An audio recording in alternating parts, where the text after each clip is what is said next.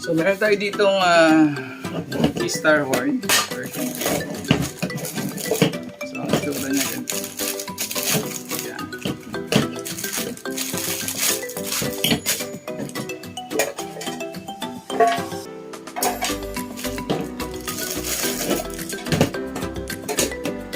Sound test tayo.